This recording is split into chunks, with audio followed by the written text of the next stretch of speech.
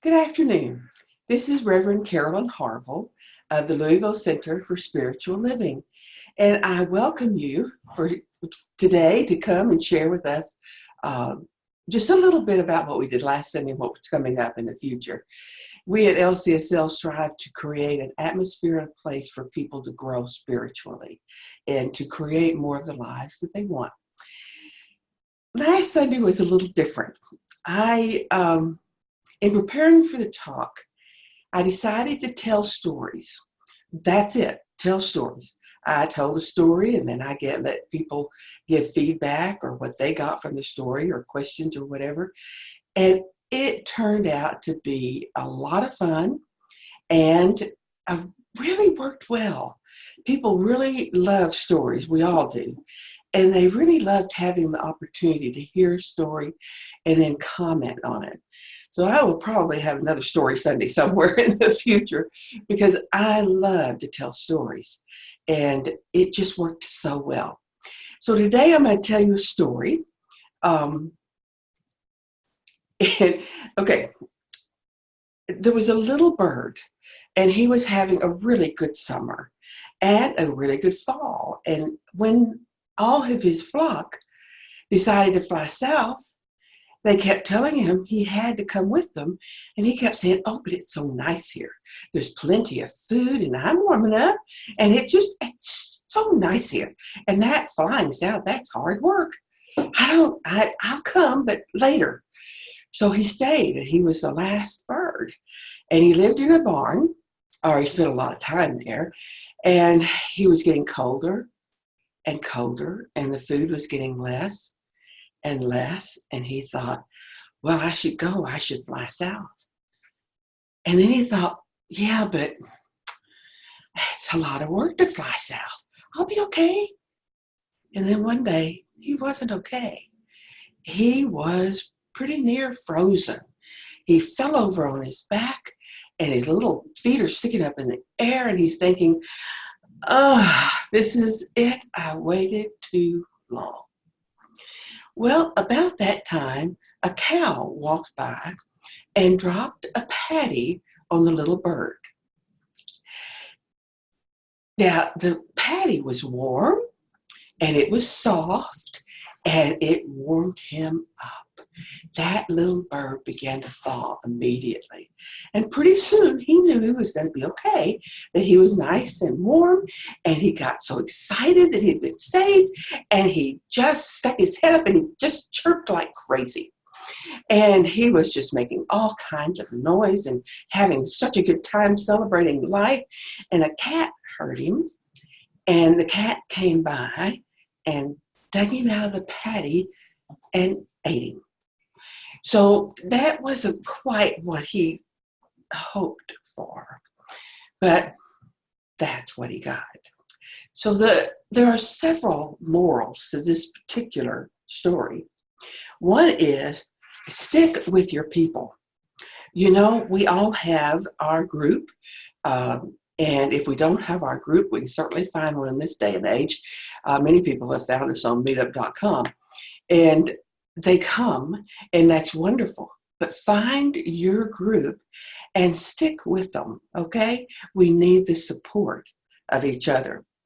And the second one is one who drops a patty on you is not necessarily your enemy. One who rescues you is not necessarily your friend. And then feeling. When you have a great happiness happening in your life, you might want to consider whether or not you want to make a whole lot of noise about it. Maybe it's not a good thing to do.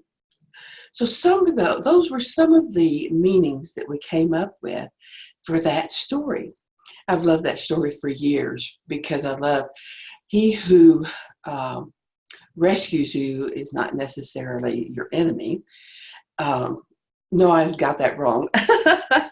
He who drops a patty on you is not necessarily your enemy, and he who rescues you is not necessarily your friend. You have to use judgment and think about those things. I had one of the people in the audience on Sunday, and they objected to don't make too much noise when you're too happy.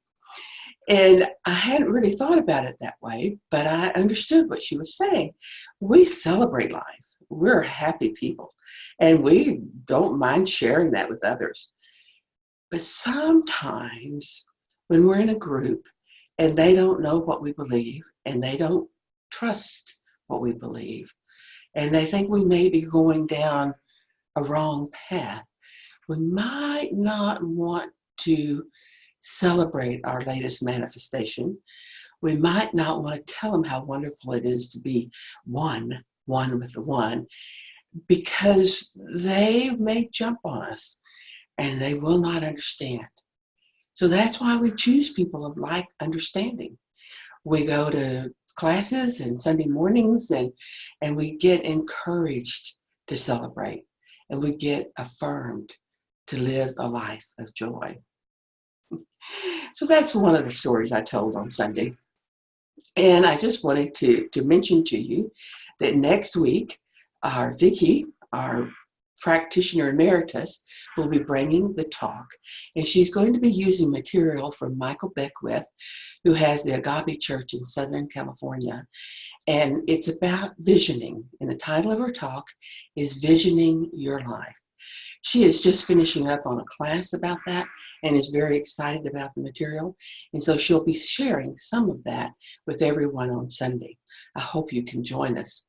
The week following that, August 5th, is our Sunday to do Social Sunday, where we bring food and we share, and Tilly, where we take it or leave it. If you have some things you want to move on down the line, and bring them, and we'll be glad to take a look at them and see if they belong in our homes. And the things that you're wanting to, maybe you've been looking for something and you'll find it on the table and it's yours for the taking. We have a lot of fun with that.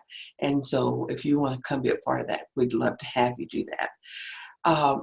That Sunday, I will be starting a series of talks based on the book Secret Life. And I'm looking forward to sharing some of the insights from that book with you. If you would like to put in a prayer, have us support you in prayer, if you go to our website, you will find a place to do that, to leave us an email message, and our prayer team will hold whatever it is that you tell us that you need or want to celebrate in our hearts for a week and in our prayers. We also have a donate button in our website, and so if you would like to make a donation, we would love your support. We, are here because there are people who love us and support us and benefit from their association with us. And so we invite you to all of these things, and I invite you to think about your stories. What stories are you creating this week? And are they the stories you want to have in your life? If not, how can you change them? We can always rewrite our stories. Have a blessed time. And thank you again for joining us.